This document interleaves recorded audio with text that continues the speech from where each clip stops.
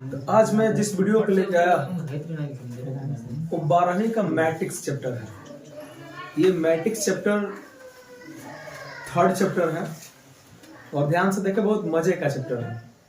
बहुत नई नई चीजें मिलेंगी। पहला चीज कि आपके मन में जाता होगा कि मैट्रिक्स मतलब हिंदी में नहीं होती, इसकी आदि होती। ये कब बना, किसने बनाया, क्यों बनाया, ये 3 सवाल है। सबसे पहले 3 सवालों को सबसे पहले लेके चलते हैं ताकि इसका आंसर आपको पता चले। इस मैट्रिक्स को 1850 में जेम्स जोसेफ सिल्वेस्टर, ये ब्रिटिश मैथमेटिशियन था। ब्रिटिश मैथमेटिशियन है जेम्स जोसेफ सिल्वेस्टर।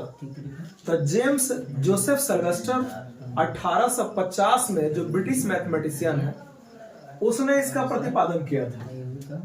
इसका एक सहयोगी भी था, उसका नाम था आर्थर कैली।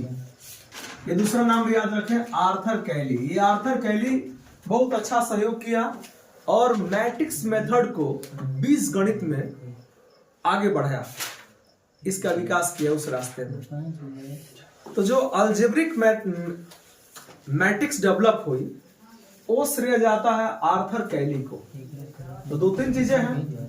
एक तो इस मैट्रिक्स को 1850 में शुरुआत किया गया था और कहा जाए तो इसके father of matrix James Joseph Sylvester है और उसका जो सहयोगी है, जो उसके मैट्रिक्स के अलजेब्रा वाला जो डेवलप किया है, उसका नाम है आर्थर कैली। तो जो 2 नाम बिल्कुल आपके ध्यान में होना चाहिए कि 1850 में British mathematician James Joseph Sylvester और उसका एक सहयोगी था आर्थर कैली। इन दोनों लोगों ने मिलकर इसको बनाया था। हम इस नाम को हटाना चाहेंगे। नाम याद रखिएगा, 1850 में यह मैथमेटिक्स आई थी। धीरे धीरे शुरुआत हो रही थी। मतलब कहूं तो आप British mathematician James Joseph Sylvester को इसका जनक मान सकते हैं, इसका फादर मान सकते हैं। उसके बाद इसका एक सहयोगी है आर्थर कैली, इसको मैथमेटिक्स का जो अलजेब्रिक डेवलपमेंट हुआ उसका फादर मान सकते हैं। अब इसको मैं हटा दूं, आगे फिर बढ़ते हैं। इन सारी लाइनों का आपको मुझे समझाना है। इससे क्या हुआ कि जो इक्वेशन था, इक्वेशन का सलूशन बहुत आसान हो गया इस मैथमेटिक्स को आने के बाद। 2-3 चीजें समझते हैं। अगर इस तरीके से आप पढ़ रहे हैं तो इसको रो बोलेंगे, और ऐसे अगर आप पढ़ रहे हैं तो इसको कॉलम बोलेंगे। उस बात को लेकर चलते हैं। सिंपल एक लाइन याद रखिए कि मैट्रिक्स किसे कहते हैं। अगर आपसे कोई पूछता है कि what do you mean by mathematics, then you can define in this way, matrix a matrix is a rectangular अरे।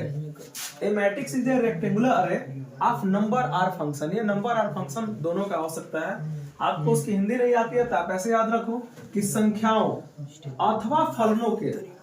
इस वीडियो में हो सकता है कि अथवा फलनों वाला नहीं आ रहा है क्योंकि मैं चेक किया तो यहाँ लाइट आ रहा था, तो मैं पढ़ रहा हूं, उसे आप समझ लीजिएगा कि मैं लिखा हूं कि संख्याओं अथवा फलनों के आयताकार क्रम विन्यास को, जो आयताकार क्रम विन्यास होता है, रेक्टेंगुलर एरे जो होता है, उसको हम आव्यूह कहते हैं।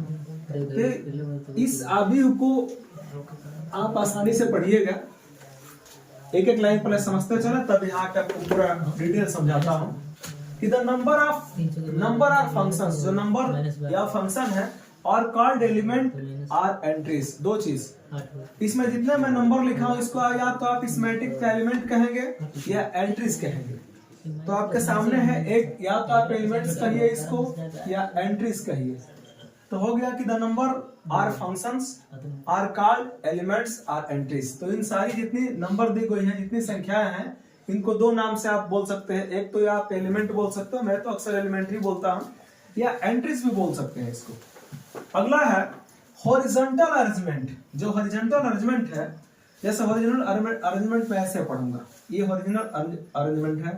ऐसे जब आप पढ़ेंगे तो हॉरिजॉन्टल जो भी अरेंजमेंट इसमें है उसको आप रो बोलते हो। मतलब मैं कहूं तो ये सब रो है। अगला कह रहा है कि वर्टिकल अरेंजमेंट, मतलब ऐसे जो खड़ा है, तो वर्टिकल अरेंजमेंट को हम कॉलम बोलते हैं। तो 2 चीजें हो गई। जब ऐसे पढ़ेंगे तो हम इसको कॉलम पढ़ेंगे। तो ये कॉलम है। चलिए, तो अभी आपने सीखा कि रो क्या होता है, कॉलम क्या होता है, दो तीन चीजें सीखे आप। मैट्रिक्स क्या होता है मैं ऊपर डिफाइन किया, हिंदी में भी आपको डिफाइन किया ताकि आप समझें। जो मेन चीज है मैं डायरेक्ट वहां आपको धीरे धीरे लेके चल रहा हूं ताकि इस चैप्टर को समाप्त करने में समय ज्यादा ना लगे। उसके बाद है order of matrix. Order of matrix क्या होता है भाई, कह कि मैट्रिक्स विथ एम रोज। मान ली कोई मैट्रिक्स है और उसमें एम रो है एंड एन कॉलम्स, मतलब जो रो है मेरे पास वो एम है और जो कॉलम है वो एन है, तो फिर set to be matrix of order M into N. जितना रो है और जितना कॉलम है दोनों का गुणा कर देंगे ना तो हमारा ऑर्डर ऑफ मैट्रिक्स कहलाता है। इसलिए मैं लिखा हूं कि matrix with M row and N columns is set to be matrix of order M into N. इसको रिप्रेजेंट कैसे करते हैं उसको समझिए। जो रिप्रेजेंट करने वाली बात है मैं नीचे लिखा हूं, देखिए कैसे रिप्रेजेंट कर रहा हूं।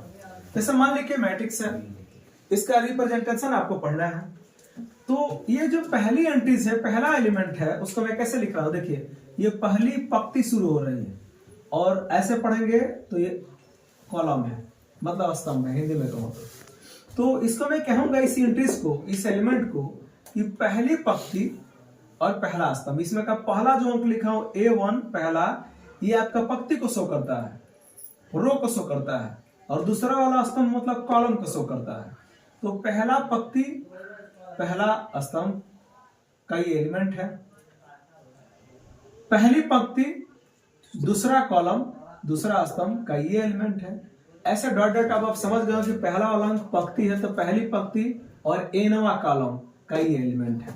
उसी तरह से जब दूसरा शुरू हो रहा है तो दूसरी पंक्ति है ना, तो आप कहेंगे कि दूसरी पंक्ति कॉलम पहला है तो पहला कॉलम का ये एलिमेंट है। दूसरी पंक्ति चल रही है, दूसरी पंक्ति आई कॉलम अब दूसरा होगा, देखिए 2 लिखा हुआ, ये 2 को दिखाता है, कॉलम को दिखाता है, पहला वाला 2 रो को, दूसरा वाला अंक कॉलम को, तो दूसरी पंक्ति और दूसरा कॉलम का एलिमेंट हो गया। डॉट डॉट करके ऐसे जितना आगे आप पढ़ेंगे दूसरी पंक्ति और एनवा कॉलम का एलिमेंट है। ऐसे करते हुए आप आगे बढ़ेंगे, लास्ट में अगर आऊंगा तो मैं कहूं कि एमवा पंक्ति है और पहला स्तंभ है, पहला कॉलम है। तो एम रो और फर्स्ट कॉलम का एलिमेंट है, ये एम रो पहला वाला रो है, दूसरा वाला कॉलम है, तो एम रो और सेकंड कॉलम का एलिमेंट है। डॉट डॉट ऐसे करके मैं बताने की कोशिश कर रहा हूं कि ये एम रो और एनवा कॉलम का एलिमेंट है। तो इस तरीके इसको रिप्रेजेंट करते हैं। अब थोड़ा सा आगे बढ़ते हैं, 2-4 चीजें सीखेंगे तो आपको मस्ती है आगे पढ़ने में, और उसको मैं फटाफट कोशिश करूंगा आपको समझाने का। मान लीजिए मैंने नीचे नाम कुछ लिखा है जिसको आपको समझना है। पहला चीज आपके सामने आता है कॉलम मैट्रिक्स। कॉलम मैट्रिक्स, ये कॉलम मैट्रिक्स क्या होता है भाई, हिंदी होती है स्तंभ आव्यूह। अब थोड़ा बड़ा बड़ा लिख रहा हूं, इसको समझिए। स्तंभ आव्यूह क्या लिखते चलिए, पढ़ाते चल रहा हूं, मिटाते चलूंगा।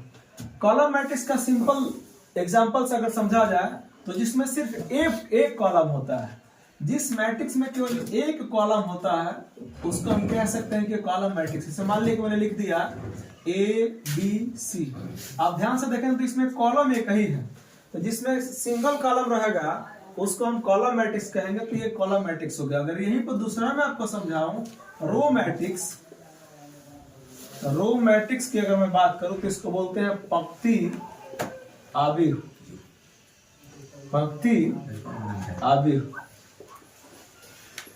मेरे बच्चे अब ये कहना चाहता है कि उसमें सिंगल रो हो, माने एक केवल पंक्ति हो। तो एक पंक्ति को आप इसी मैट्रिक्स को अगर मैं ऐसे लिख देता हूं ABC, तो ये रो मैट्रिक्स हो गया। माने एक कॉलम है, एक केवल कॉलम दिया गया है तो कॉलम मैट्रिक्स, केवल एक रो दिया गया है तो रो मैट्रिक्स। अगला आता है आपके सामने, तीसरा आपके सामने होगा, ध्यान से देखिए, स्क्वायर मैट्रिक्स। स्क्वायर मैट्रिक्स, इसको हिंदी में बोलते हैं वर्ग आव्यूह, वर्ग आव्यूह। ध्यान से समझिए, इसको वर्ग आव्यूह किसको बोलते हैं, जिस मैट्रिक्स में रो और कॉलम की संख्या सेम हो जाए, बराबर हो जाए, माने m n के बराबर हो जाए, तो उसको हम स्क्वायर मैट्रिक्स बोलते हैं। जैसे एग्जांपल से मैं समझ सकता हूं इस बात को। अगर मैं कह दूं कि A B C D E F G H I, ऐसे अगर मैं कह दूं तो ध्यान से देखिएगा, मैंने कहा है कि स्क्वायर मैट्रिक्स उसको बोलते हैं जिसमें रो और कॉलम की संख्या बराबर हो जाए। तो देखिए मेरे इसमें कितना कॉलम है, पहले रो काउंट कीजिए, 1 2 3, तो 3 हो गया।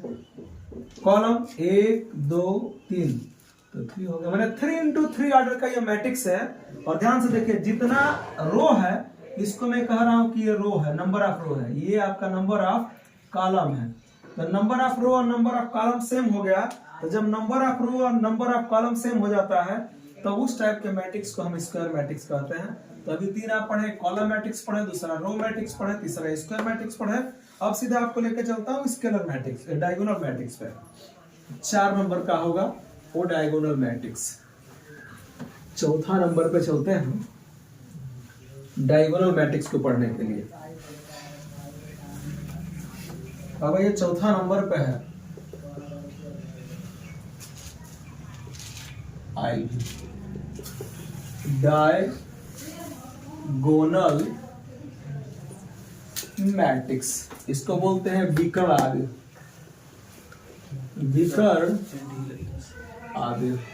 बस एक बात का ख्याल रखना है कि ये जो पार्ट है ना डायगोनल मैट्रिक्स, ये स्क्वायर मैट्रिक्स का ही भाग होता है। तो जब स्क्वायर मैट्रिक्स का भाग होता है तो हम क्या बोलेंगे भाई कि इसके डायगोनल को छोड़ करके जितने एलिमेंट है सब 0 हो जाना चाहिए। जैसे मान ली कि मेरे पास एक मैट्रिक्स है A 0 0 0 B 0 0 0 C। ध्यान से देखिएगा, ये जो बीच में डायगोनल दिख रहा है, ऐसा डायगोनल, इसमें ही केवल एलिमेंट दिखने चाहिए, बाकी एलिमेंट इस मैट्रिक्स का 0 होना चाहिए। तो केवल बीच में जो डायगोनल है उसी में एलिमेंट दिया हो, बाकी एलिमेंट 0 है। तो जब ऐसा रहता है आइए स्क्वायर मैट्रिक्स ही होता है। ध्यान से देख लेते हैं। ये अगर मैं चेक कर दूं तो 3 इंटू 3 ऑर्डर का मैट्रिक्स है। 1 2 3 रो हो गया, 1 2 3 कॉलम हो गया।